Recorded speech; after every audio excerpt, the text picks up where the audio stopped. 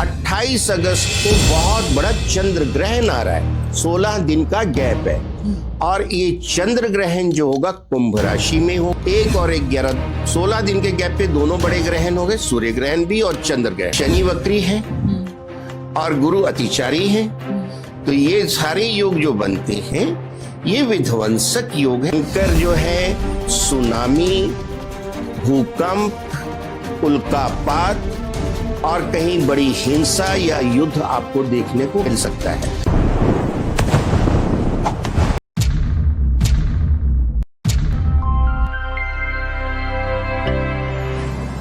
देश दुनिया के लिए क्या प्रेडिक्शंस है? क्योंकि सर 8 महीने तो ऐसे ही ऊहापोह में चले गए। वर्ल्ड वॉर हो रहा है, शुरू हो रहा है, क्या है, कभी तेल का संकट, कभी प्रधानमंत्री ने खुद सामने आके कहा कि भाई अब 1 साल सोना नहीं खरीदना है, कोई फॉरेन ट्रैवल नहीं करना है। तो इस तरह की बात कहीं ना कहीं डर पैदा करती है सर कि अभी 4 महीने क्या होगा। आप क्या प्राकृतिक आपदाएं देख रहे हैं? आप किस तरह की अर्थव्यवस्था को लेकर भविष्यवाणी करेंगे, इसके बारे में बताइए। ये 4 घंटे 4 मिनट का सूर्य ग्रहण था, भारत में विजिबल नहीं था क्योंकि रात के समय हुआ, लेकिन जो north America, north Africa, Europe, Atlantic बड़े भूभाग पे था, तो इसके जो प्रभाव आएंगे बहुत ही भयंकर आने वाले हैं, क्योंकि ये जल तत्व की राशि कर्क में हुआ और 4 प्लेनेट इन्वॉल्व हो गए।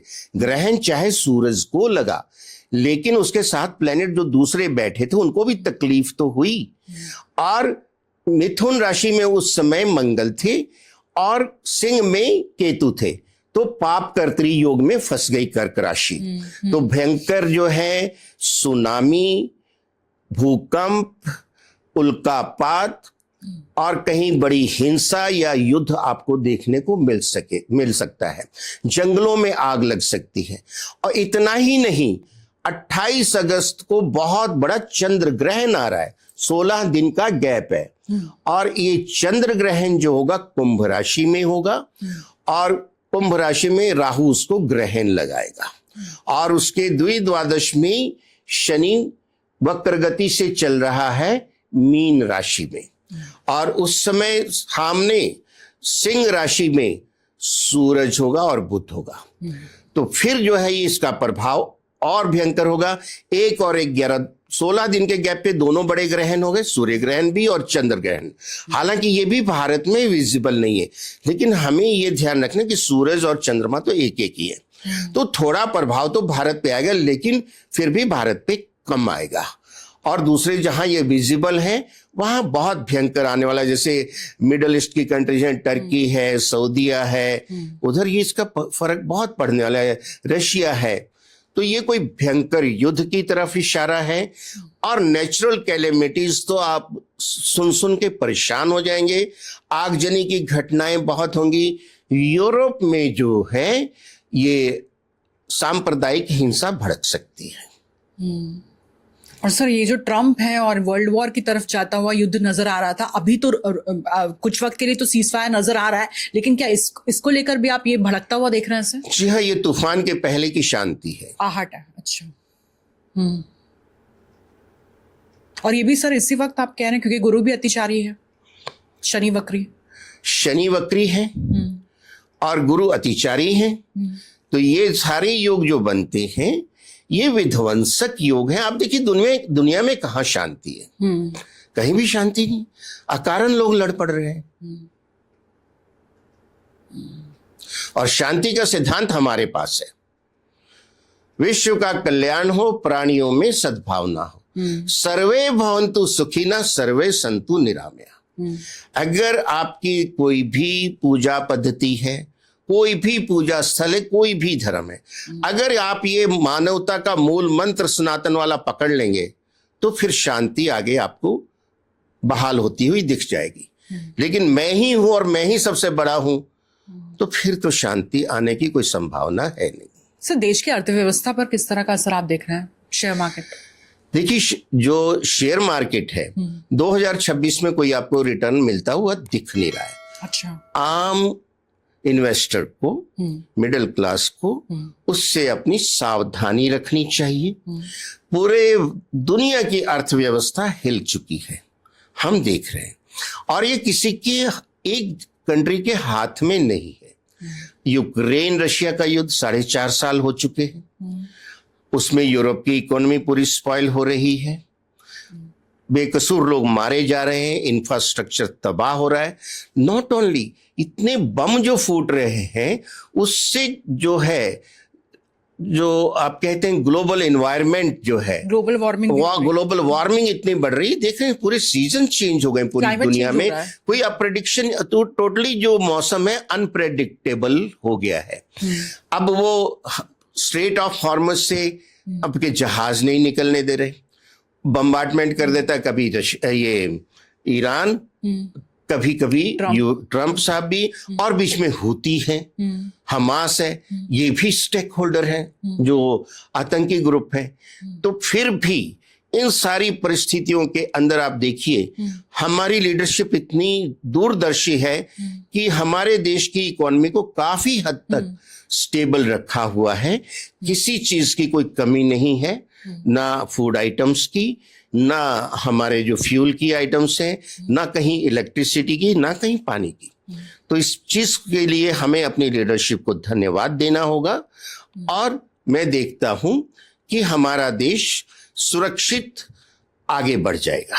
सर, ये जो विरोध प्रदर्शन हो रहा है इसे आप किस तरह से देख रहे हैं? पहले सीजेपी का, उसके बाद अभी झारखंड का। ये वेस्टेड इंटरेस्ट है। फॉरेन जो बहुत सी जो ताकतें हैं, विदेशी ताकतें, उनको बर्दाश्त नहीं हो रहा है कि ये कंट्री इतनी स्टेबल और इतनी प्रोग्रेसिव क्यों चल रही है। और वो देख रहे हैं ये 2047 तक डेवलप्ड कंट्री हो जाएगी तो हमारे बराबर खड़ी हो जाएगी। और बहुतों को हमारे धर्म से बड़ी तकलीफ है।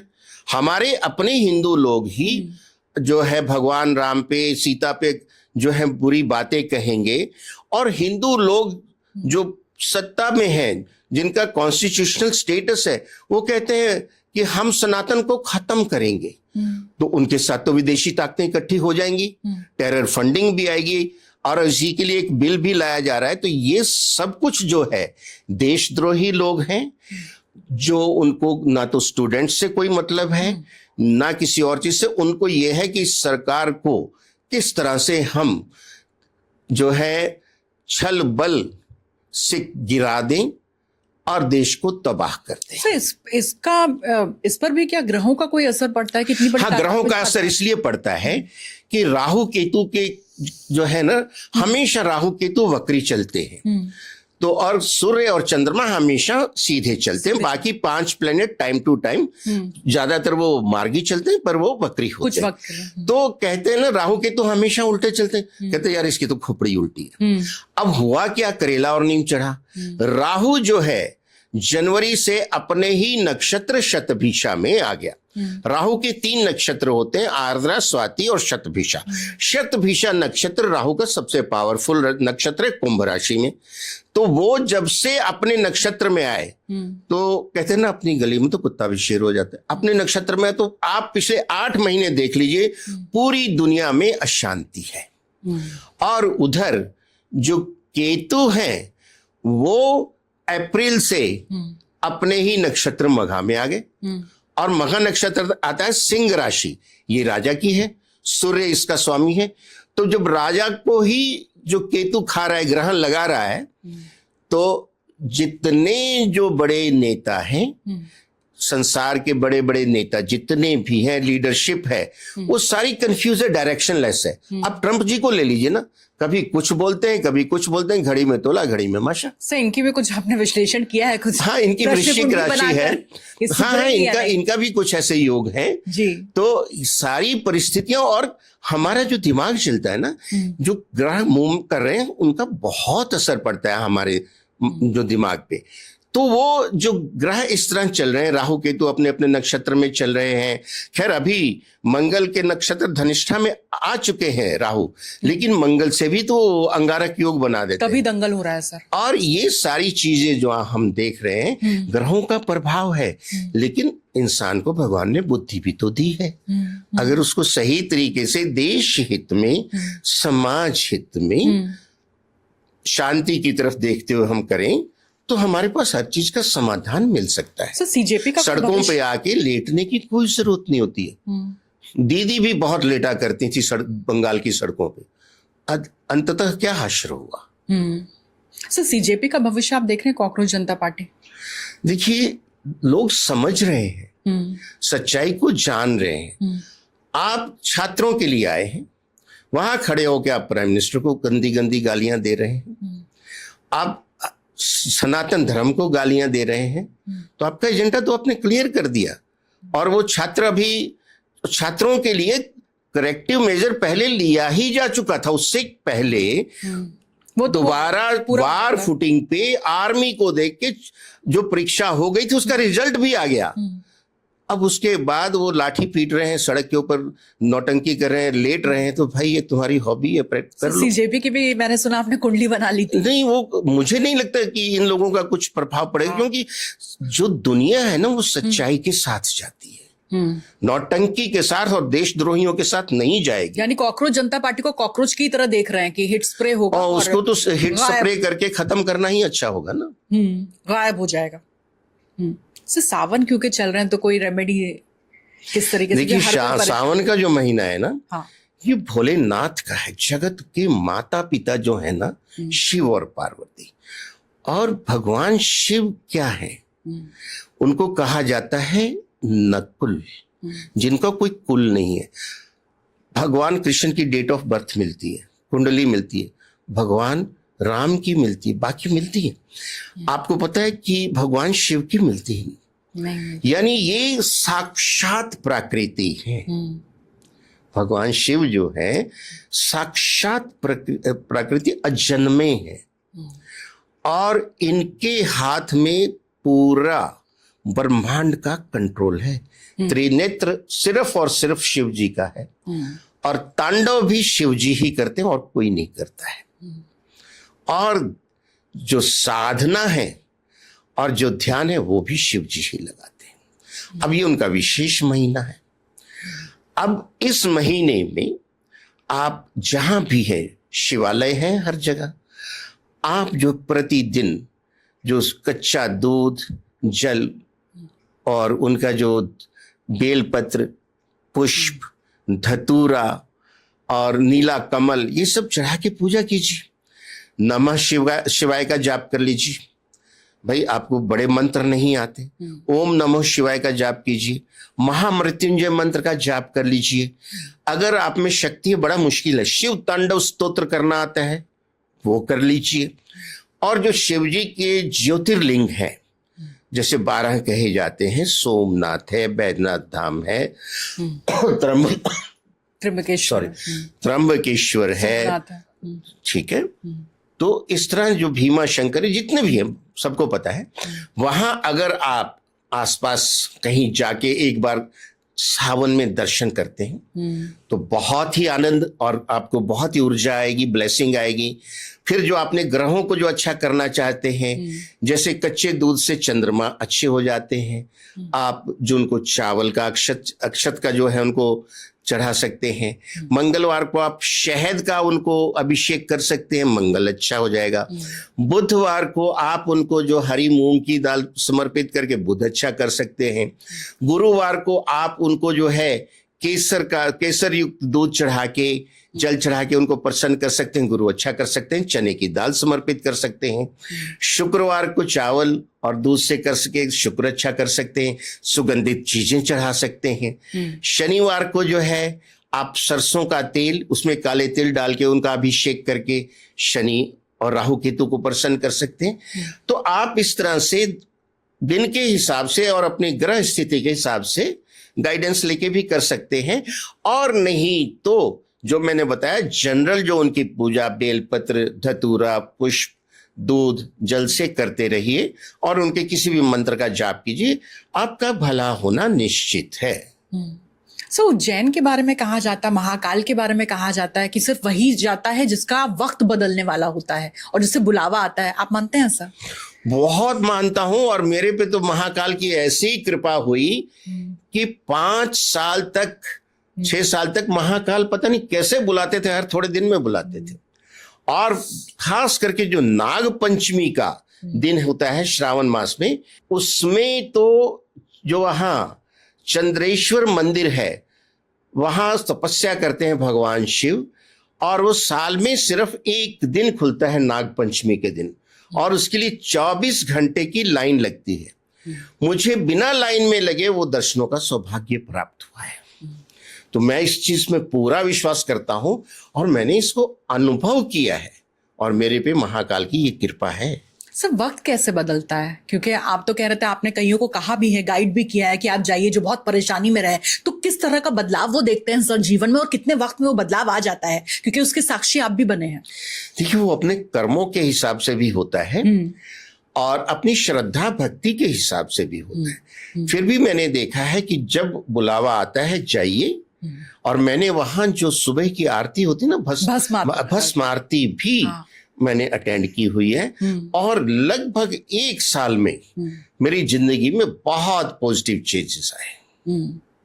किस तरह के सर? और आप देखिए, मीडिया में मैं आपके सामने बैठा हूँ, कुछ साल पहले तक तो मुझे नहीं जानते थे आप। ये चेंजेस कैसे आए और क्यों आए, और लेटर एज में आए। मैं यंग एज में नहीं हूँ, सीनियर सिटीजन हूँ।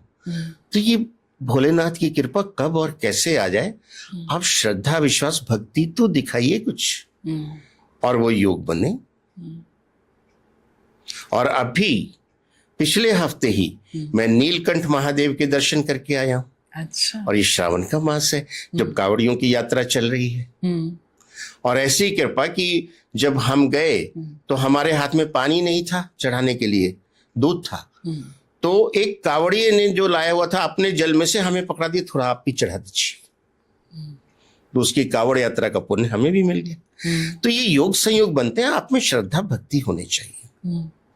यानी एक बार आप अर्जी अपने घर से लगा लीजिए, महादेव बुलाएंगे तो आपका वक्त फिरेगा ही फिरेगा। और फिरना होगा तभी आप पहुंचेंगे भी, वरना बहुत सारे लोग होते हैं सर, वो प्लान बनाते हैं, पहुंच नहीं पाते हैं। इस सावन मैंने भी प्लान बनाया था त्र्यंबकेश्वर का, नहीं जा पाते। हाँ। मैं ये बताता हूँ कि मैं भी बॉम्बे रहता हूँ और मैं लंबे समय तक त्र्यंबकेश्वर नहीं जा पाया, पर बुलावा आया तो मैं अगले दिन निकल गया। तो बुलावा आने की देर है, नहीं तो आप अपने मोहल्ले के मंदिर में भी नहीं जा पाते। बिल्कुल। और सर आप सालों साल कह रहे थे आप कहीं नहीं जा पाते तो घर में ही रुद्राभिषेक करवा लीजिए इस वक्त, इन दिनों में। जी हाँ, अगर आप अपने पंडित जी को घर पे बुला के रुद्राभिषेक करवा लें तो ये भी बहुत अच्छे फल देता है। आपके घर की नेगेटिविटी दूर हो जाती है और पॉजिटिविटी का संचार होता है। और जो मंत्रोच्चारण होते हैं रुद्राभिषेक के, अद्भुत होते हैं, और वो लगभग 1.5-2 घंटे का होता है। और उसमें जो पंचोपचार विधि है, सब कुछ जो होता है, उससे फिर आपकी रुकावटें दूर होने लग जाती। नेगेटिविटी ही तो रुकावट है आपकी। बिल्कुल। नेगेटिविटी अगर निकल गई तो फिर जो है आपके जीवन में विकास, प्रोग्रेस निश्चित है। जो आमतौर पर सर आप भी ऑफ द रिकॉर्ड भी कह रहे थे, क्लाइंट्स आके कहते हैं 99 में जाके मेरा काम अटक जाता है, शादी होते होते रह जाती है, नौकरी मिलते मिलते रह जाती है, तो इन सब का सर यही उपाय है? जी, और मैं कहूंगा एक जनरल बात कि आप श्रद्धा भक्ति के साथ अपने घर में साल में कम से कम एक बार अच्छी पूजा करवाइए, जैसे कि भगवान सत्यनारायण की, रुद्र पाठ कराइए, रुद्राभिषेक कराइए, और भी बहुत सी पूजा। जैसे हमारे महाराष्ट्र में गणपति उत्सव होता है, गणपति जी की स्थापना करें। और गणपति जी तो विघ्नहर्ता, सुख करता है, सफलताओं को देने वाले, आपको इंश्योर हो जाता है। और मैंने इसका भी चमत्कार देखा है। तो आप में श्रद्धा भक्ति है तो प्रकृति आपको साथ देती है।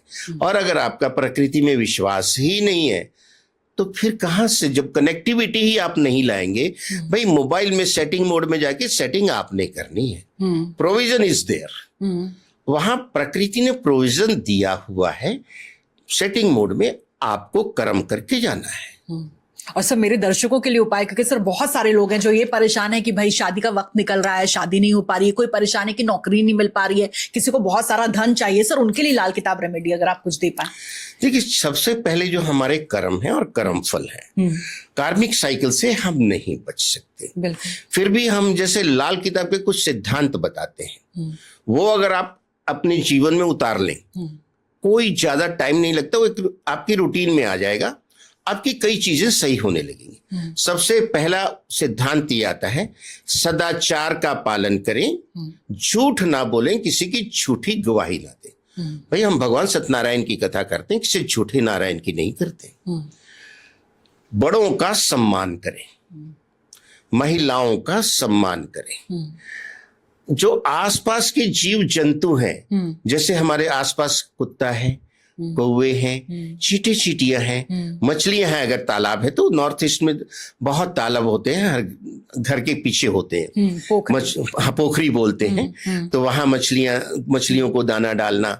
अच्छा, ये जो है सतनाजा मिक्स करके पक्षियों को देना और गरीबों की सेवा करना, ये छोटे छोटे उपाय करते रहिए। आप देखेंगे कि आपके जीवन में गाय, कुत्ता, कौवा, चींटे, चींटियां, ये सब पक्षी, ये आपको इतनी मदद करने लग जाएंगे। ग्रह हैं, ये चलते फिरते ग्रह हैं। अब गाय शुक्र अच्छा कर देगी, माँ लक्ष्मी की कृपा बढ़ गई। कुत्ता जो केतु है, तो ये नेकी का फरिश्ता है। आपको संतान से संबंधित समस्याएं कम होने लगेंगी, चिंताएं कम होने लगेंगी। सतनाजा आपने दे दिया मिक्स करके पक्षियों को, ये राहु को अच्छा करता। आकाश की तरफ उड़ते हैं, नीला आकाश राहु है। मुझे वर्ल्ड वाइड जो है मेरे पॉडकास्ट से सुन के लोग मुझे फीडबैक देते हैं, थैंक्स करते हैं। ये सतनाजे से तो कईयों का कमाल हो गया है। 6-6 महीने बाद वो कहते हैं हमारे सालों साल की समस्याएं खत्म हो गई। आपको एक्सपोर्ट इंपोर्ट का बिजनेस है, भाई आप फॉरेन जाते क्या कहते हैं? ओवर द एयर गए थे, जहाज में ही जाते हो, हवा से ही गए हो ना। कहते हैं ओवरसीज गए थे। सीज यानी पानी, जल तत्व। अब मछली को दाना डाल रहे हैं, 70% पानी हमारे शरीर में, 70 प्रकृति में, और एक्सपोर्ट इंपोर्ट वहीं से होता है, समुद्र से। अगर आप एक्सपोर्ट इंपोर्ट के बिजनेस में मछलियों को दाना डाल रहे हैं तो पता लगा कि आपका उसमें फ्लोरिश होना शुरू हो गया। आपके जहाज रास्ते में कहीं नहीं अटकने वाले। चींटे चींटियों को दे रहे हैं, जमीन के अंदर से आते हैं और खा पी के चले जाते हैं। राजा बलि का राज है। जिनकी माइनिंग बिजनेस है, जमीन खोद के, तो वो मार्बल निकाल रहे हैं, ओर निकाल रहे हैं, हर तरह की कोयला निकाल रहे हैं, पेट्रोलियम निकाल रहे हैं। अरे उसमें उनकी प्रोग्रेस होने लग जाएगी। अदरवाइज इन जनरल तो वो सबको फायदा दे ही रहे हैं। तो जो छोटी छोटी आपने प्रॉब्लम बताई है ना, ये सारी, इसमें डिस्काउंट आना शुरू हो जाता है। 100% डिस्काउंट की कोई सेल होती नहीं है। कार्मिक साइकिल के अंदर अंदर आपको जितना बेनिफिट प्रकृति दे सकती है, दे देती है। फिर जो खास रुकावट है वो अपनी कुंडली का अध्ययन करा के वो विशेष उपाय आप करें। सर, पितृदोष के लिए भी आप इसी तरह? जी हाँ, पितृदोष के लिए 3 दिन की पूजा होती है। नारायण बलि, नाग बलि, त्रिपुंडी। ये अभी पितृ पक्ष आ रहा है 26 सितंबर से। इस दौरान अगर आप कराते हैं तो ये आपके लिए बहुत ही अच्छा है। सर, कहाँ करानी होती है? ये इसके लिए सिद्ध स्थान है, हरिद्वार है, त्रिवेणी संगम है प्रयागराज, गया जी बिहार, त्र्यंबकेश्वर महाराष्ट्र, और जो है उज्जैन में भी होती हैं ये पूजाएं, शिप्रा के तट पे, क्योंकि कुंभ का क्षेत्र है। तो ये और भी क्षेत्र हैं अलग अलग प्रांतों में, लेकिन ये मुख्य स्थान है हमारे जहां ये पूजाएं होती हैं। और पितृदोष निवारण की पूजाएं करने से धीरे धीरे राहत आनी शुरू होती है। और आप कहते हैं 90% कुंडलियों में होती ही है, तो बिना दिखाए भी आप कर सकते हैं। मैं कहता हूं ये बिना किसी से पूछे पितृ पक्ष में आप नारायण बलि, नाग बलि, त्रिपुंडी कर लें, आपका फायदा ही है।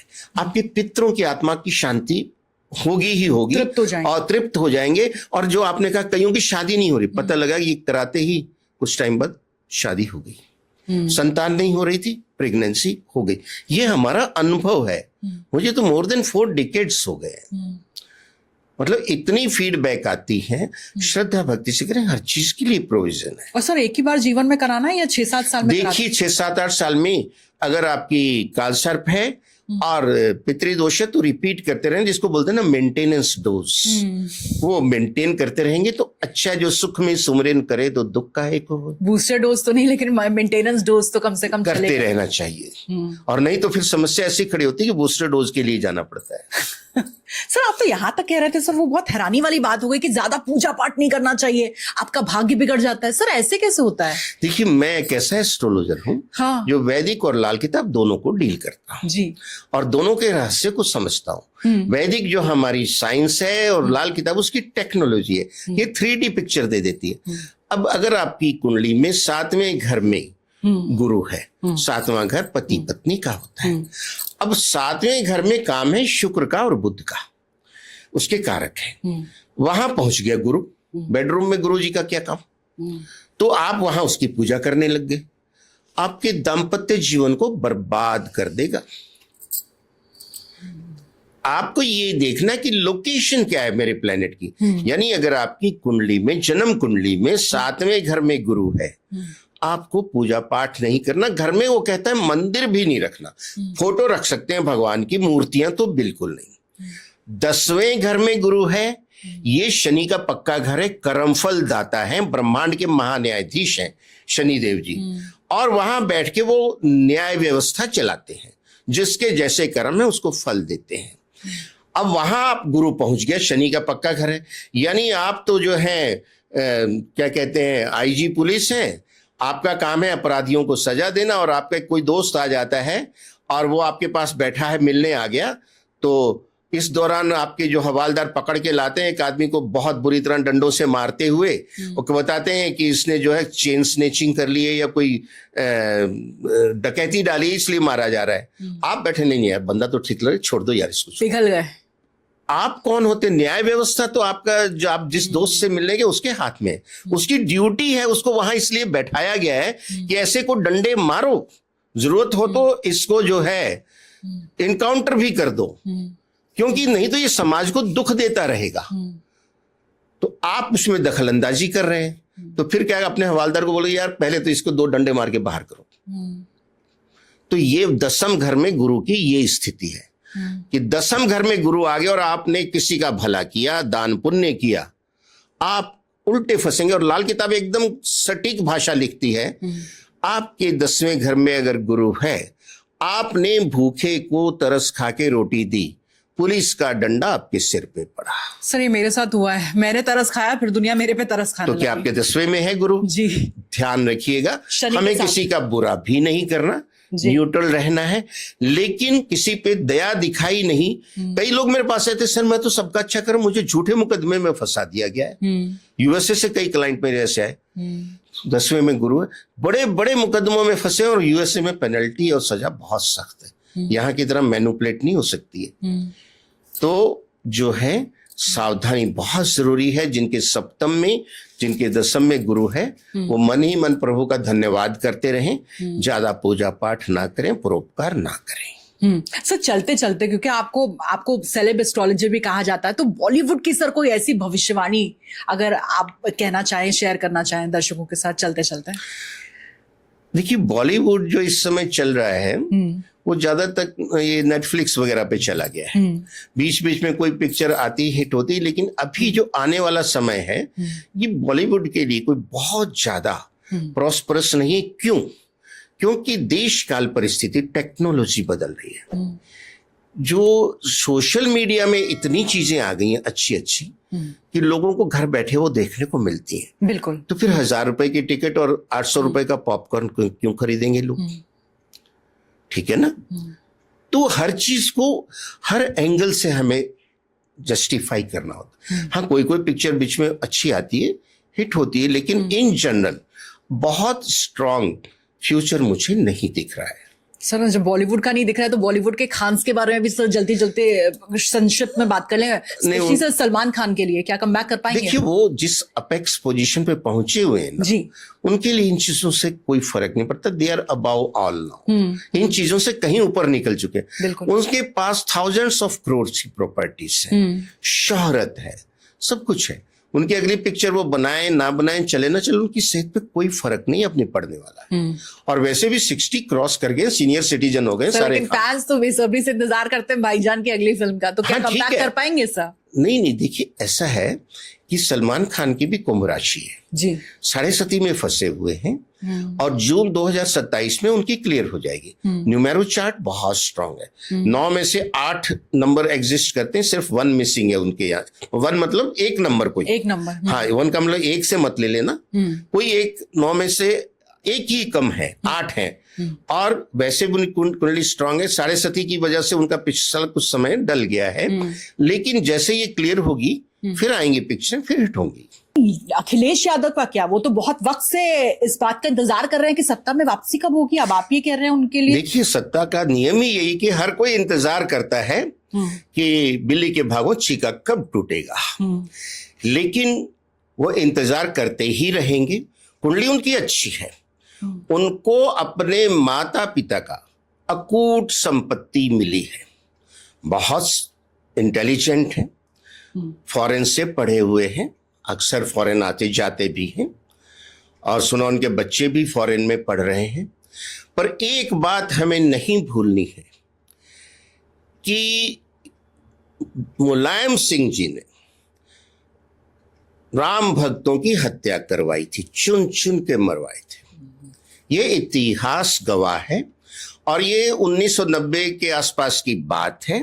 कार सेवकों पर जब गोली चलाई हाँ, और बेचारे कुछ नहीं, सिर्फ अपना मंदिर वापस लेना चाह रहे थे, जो कि आक्रांताओं ने, उन दरिंदों ने कब्जा कर लिया था।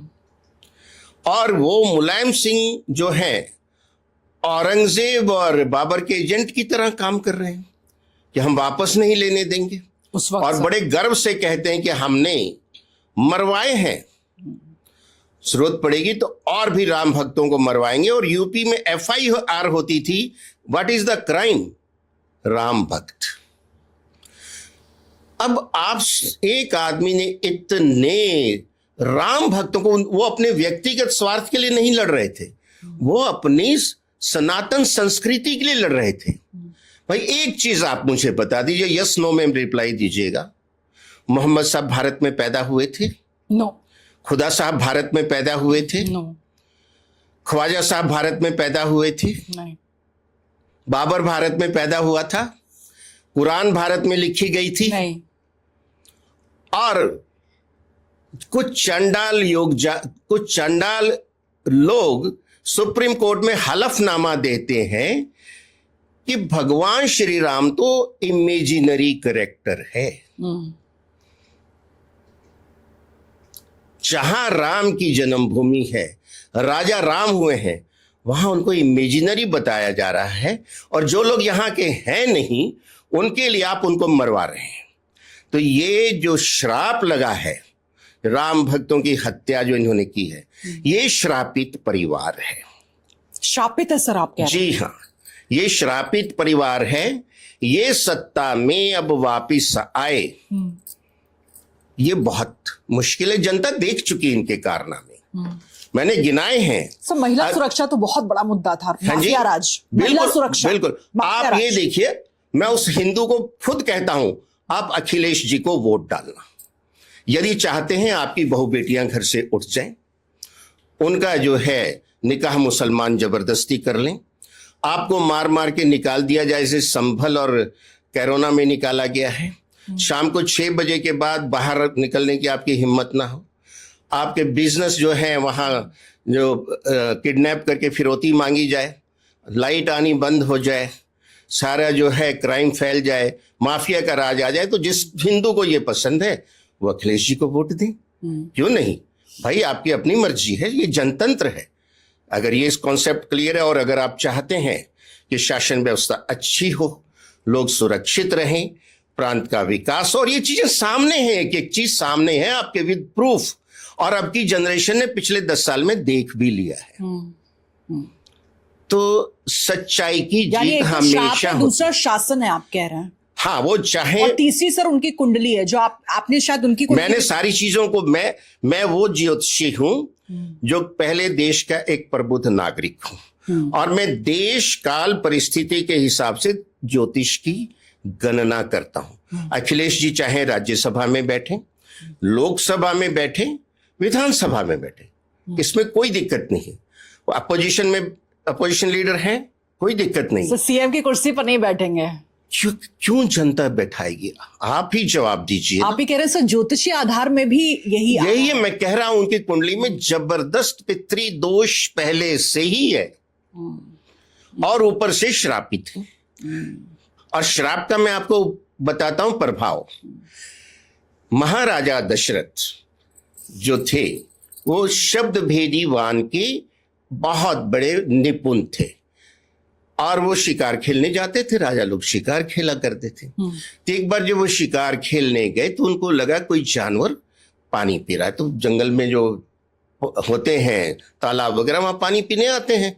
उन्होंने उस शब्द के मतलब आधार पे जो गुड़गुड़ सुनी, शब्द भेदी बाण चला दिया, और उस तरफ बढ़े।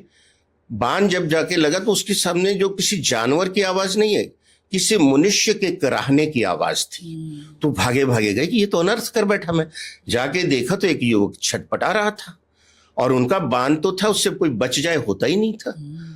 तो उन्होंने उसको जाके संभाला और अपना परिचय दिया। कहते आप कौन हो? कहते मैं जो है श्रवण कुमार, मेरे माता पिता अंधे हैं और मैं उनको तीर्थ यात्रा पे लेके निकला, उनके लिए पानी भरने आया था। खैर राजा साहब ने कोशिश की, दशरथ जी ने उनको बचाने की, नहीं बचा पाए। और फिर वो जो थोड़ी दूर पे बहंगी रखी थी माता पिता, उनको जाके उन्होंने अपना सारी बात बताई। रोते रोते बताया कि ये चल बसा, और उसके लिए क्षमा मांगी उन्होंने और कहा मैं आपको राजमहल लेके चलूंगा, मैं आपकी सेवा करूंगा, ये मुझसे बहुत बड़ा अपराध हुआ है। महाराजा दशरथ कह रहे हैं एक के बाई मिस्टेक मरने पे, और इन्होंने हजारों मार दिए, कहते जरूरत पड़ेगी तो और मारेंगे, कोई पश्चाताप नहीं। जस्ट कंपेयर, प्रकृति से ऊपर कोई नहीं है। लेकिन वो नहीं माने। बूढ़े माता पिता ने उनको श्राप दिया कि जिस तरह हम पुत्र वियोग में तड़फ तड़फ के मर रहे हैं ना, तुम भी पुत्र वियोग में तड़फ तड़फ के मरोगे। और उन्होंने प्राण त्याग दिए। अब ये श्राप लग गया उनको। अब इस श्राप की कंडीशन को फुलफिल होना है, कैसे होना है? राजा राम को राजपाट मिलना था, मिला उनको वनवास, और कैसे मिला वो सर्वविदित है। और तड़फ तड़फ के राजा दशरथ ने प्राण त्याग दिए। ये हो पुत्र वियोग में ही त्याग। तो जिस तरह हमें अपने पूर्वजों की अकूत संपत्ति, सत्ता, सब कुछ मिलता है, उनके कुकर्म, उनके पाप, उनके श्राप भी मिलते हैं। यानी राजा राम का कोई कसूर नहीं था। 14 साल जंगलों में वो भटके, राजा का प्राणांत हो गया। ये वो केस है, इससे बचना बहुत मुश्किल है। ये प्रकृति है। सनातन क्या है? प्रकृति है। यानी आप ये कह रहे हैं कि अखिलेश यादव को भी इस तरह का एक श्राप लग गया है। मैं पूरे डिस्क्राइब करके पूरे आपके साथ तर्क और प्रूफ के साथ बता रहा हूं। अगर इसमें कोई भी बात गलत हो तो आप मुझे कह सकते हैं कि ये बात गलत। क्या इन्होंने मरवाए नहीं है और उसका प्राउड नहीं लिया है? इनकी पार्टी के दूसरे सांसद भी कहते यदु मुल्ला कहें, ये कहें, वो कहें, हमें तो बहुत प्राउड है। जबकि जो नाम गिनाए उनमें कोई भी भारत में पैदा नहीं हुआ था। आपने खुद माना है। तो जो सच्चाई है, आखिर कब तक आप उससे मुंह फेरते रहेंगे? सर, उनके लिए तो बहुत अच्छा विकल्प आपने तैयार किया। अभी आप ऑफ द रिकॉर्ड बता रहे थे फॉरेन में सेटल हो जाएं, वहां बल्ले बल्ले। देखिए उनकी कुंडली बहुत अच्छी है। अदरवाइज धन की स्थिति आप उनकी भी लेकर आए शायद। हाँ, उनकी जो धन की स्थिति है और उनकी जो एजुकेशन की स्थिति है, अदरवाइज स्टेटस है, कोई कमी नहीं है। पर श्राप जो लग गया, और उनकी कुंडली में भी पितृ दोष है, तो अगर वो फॉरेन में सेटल होते हैं, कोई भी अपना बिजनेस करें, कुछ करें, और बहुत सी कंट्रीज में जो है सिटीजनशिप दी जाती है कुछ एक पर्टिकुलर अमाउंट। भारतीय मूल के लोग सर वहां भी राजनीति में आते हैं, तो वहां ये चमक जाएंगे आप? हो सकता है कि वहां के कायदे कानून अगर इनको जो है परमिट करें, क्या करें, वो that we do not know, depend upon country to country. लेकिन फॉरेन में जाके रहेंगे, बहुत अच्छी लाइफ जिएंगे। यानी एक तरह से आप उनको वनवास ही दे रहे हैं। मैं नहीं दे रहा हूं, मैं कुंडली जो कहती है वो बताता हूं। और बहन जी के लिए, मायावती के लिए भविष्य? अब बहन जी ने तो बात ऐसी की कि वो एक बार काठ की हड़िया तो चढ़ गई उनके। 5 साल वो रह ली। लेकिन उसके बाद क्या हुआ बहन जी का? आज उनके कितने एमएलए हैं, कितने एमपी हैं, कितने राज्यसभा के सांसद हैं? रिवाइवल का सर कोई स्कोप नहीं है? बिल्कुल नहीं है, बिल्कुल नहीं है। ये देश गुलदस्ता है, तरह तरह के फूलों से सजा हुआ, और इस चीज का हमें हर भारतीय को गर्व है। देखिए, जब आपका सिद्धांत ऐसा होगा कि तिलक तराजू और तलवार, इनको मारो जूते चार, तो भाई कौन आपको वोट देगा? क्या उन्होंने देश की विरासत को नहीं मजबूत किया, आहुतियां नहीं दी बनाने के लिए? बड़ा मिसकॉन्सेप्शन है लोगों में हमारी जो वर्ण व्यवस्था को लेके है। This was nothing, simply a division of labor. ये सिर्फ डिवीजन ऑफ लेबर था हमारा जो सनातन में जो था। आज भी आप ऑफिस में जाइए, किसी भी गवर्नमेंट ऑफिस में टॉप एग्जीक्यूटिव होगा, मिडिल मैनेजमेंट होगी, लोअर मैनेजमेंट होगी और उसके नीचे क्लास 4 होते हैं। तो क्लास 4 वही हुआ जिसको हरिजन कहा गया, दलित कहा गया, ऐसा नहीं था और उसमें पूरा मूवमेंट था। तो आज भी क्या अगर हम कहते हैं क्लास 4 कर्मचारी और जो टॉप मैनेजमेंट, उसमें कितनी डिस्पैरिटी है, कितना डिफरेंस है, तो ये तो एक क्राइम है? क्राइम तो नहीं है, ये तो डिवीजन ऑफ लेबर है। जो जिस कैपेबल है वो पोजीशन उसको दी गई है। तो कुछ नहीं है, दूसरों में नहीं है क्या? ये सिया हैं, ये सुन्नी है, ये अहमदिया हैं और 72 अलग फिरके हैं। उनको कैथोलिक हैं, प्रोटेस्टेंट हैं, सब जगह तो है। हमारा तो अनादिकाल से तो सिंपली एक प्रशासन व्यवस्था थी। अब देखिए ना, बैंकिंग सिस्टम कितना पुराना है, लगभग 300-400 साल पुराना। शुरू कहां से हुआ? लिबोर, लंदन से।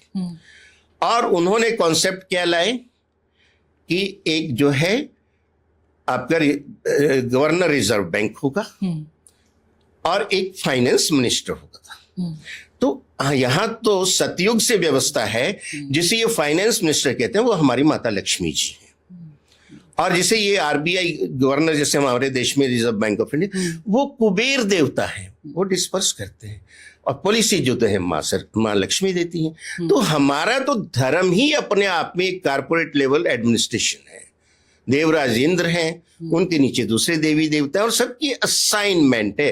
हैवी इंजीनियरिंग देखना है, इंफ्रास्ट्रक्चर देखना है, तो उसके लिए हमारे विश्वकर्मा है। हर चीज वेल डिफाइंड है। जो इसको समझ नहीं पाते वो अपने वेस्टेड इंटरेस्ट के लिए मिस इंटरप्रेट करते हैं और लोग डंके की चोट पे कॉन्स्टिट्यूशनल पोजीशन पे होते हैं और कहते हैं सनातन इरेडिकेशन फॉर्म। इतनी ज्यादा हम छूट दे देंगे? क्या ये अभिव्यक्ति की आजादी है? सनातन यहाँ का मूल धर्म है, आप कैसे इरेडिकेट कर लोगे? हम तो कहते हैं वायु देवता हैं। अगर आप सांस ले रहे तो ये सनातन के देवता है। अन्न देवता है, अन्नपूर्णा माता है। अगर आप अन्न खा रहे हैं तो ये सनातन की देन है। तो जल के देवता वरुण है। अगर आप जल पी रहे हैं तो ये सनातन धर्म की देन है। आप इस धरती पे हैं तो आप सरवाइव कर रहे हैं तो सिर्फ और सिर्फ सनातन के कॉन्सेप्ट पे ही कर रहे हैं। सर फिर से आ जाते हैं चुनाव पर। अगले साल सर पंजाब में भी चुनाव है सर, उसको लेकर क्या आपकी भविष्यवाणी है? मैंने भगवंत मान की कुंडली स्टडी की थी। वो अभी सिंह राशि है उनकी और वो शनि की ढैया में। अब उनके आका हैं केजरीवाल जी, उनकी कुंडली स्टडी की तो वो कुंडली बनती है मीन लगन की और उनके द्वादश भाव में शनि और चंद्रमा है। मेष राशि है उनकी, शनि चंद्रमा द्वादश भाव में विष योग बना रहे हैं। शनि की ही महादशा है और वो 7.5 में फंस गए हैं। तो ये जो परिस्थितियां मैं देख रहा हूं ये कुछ ज्यादा अच्छी नहीं दिख रही। मुझे लग रहा है कि जून 2027 के बाद केजरीवाल जी को या तो हॉस्पिटलाइजेशन हो सकती है या लंबी जेल यात्रा हो सकती है। कैसे होती है ये परिस्थितियां जाने, ज्योतिषीय आकलन के हिसाब से। और वहां जो पंजाब की जनता है वो भी अपसेट हो रही है इन लोगों से, इनके कामों से। और अगर कोई नई इक्वेशन आती है पंजाब में, और उसमें जो मैं देख रहा हूं इनके 7 राज्यसभा सांसद राघव चड्ढा के साथ बीजेपी ज्वाइन कर चुके हैं। और पिछले पंजाब के चुनाव में राघव चड्ढा ने आपको जिताने में काफी बड़ा रोल, अहम रोल किया था। और इस बार वो बीजेपी में है।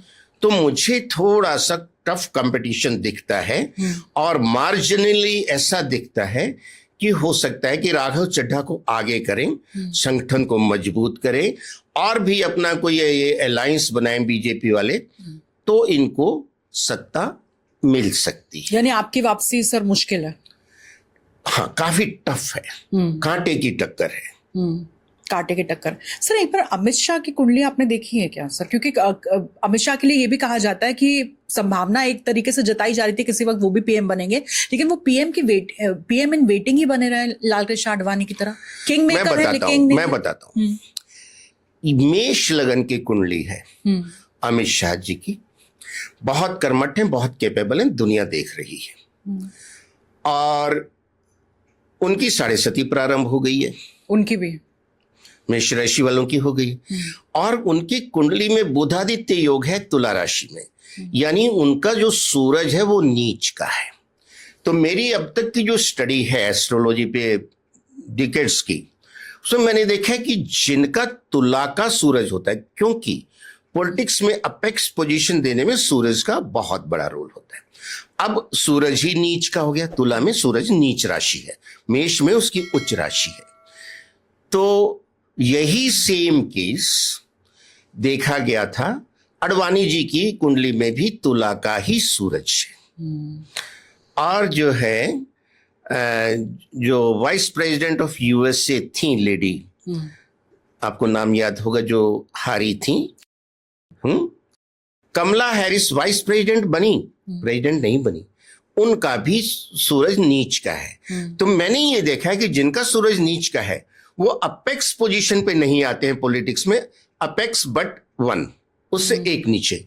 और अमित शाह जी समय के साथ डिप्टी पीएम तो बनेंगे, और जब तक रहेंगे होम मिनिस्टर इनके पास रहेगी, and he is giving the wonderful performance and affect as a home minister.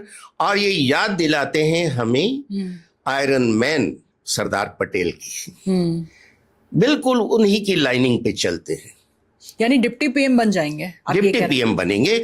और अगर आज इनको पार्टी कहे भी कि आप पीएम बन जाइए, तो ये खुद दूसरे का नाम प्रपोज करेंगे कि मैं एक्सपोर्ट में बैठा हूं ना, साथ हूं ना। ये इनको वो लालसा ही नहीं है सर। लेकिन कुंडली में वो कौन सा योग होता है जो किसी को किंग मेकर बना देता है, चाणक्य बना देता है? मोदी जी के साथ साथ रहे, और देखिए चाहे बात गुजरात की हो या देश की हो, उनके लिए तो लकी बास्केट के से कम साबित नहीं हुए अमित शाह।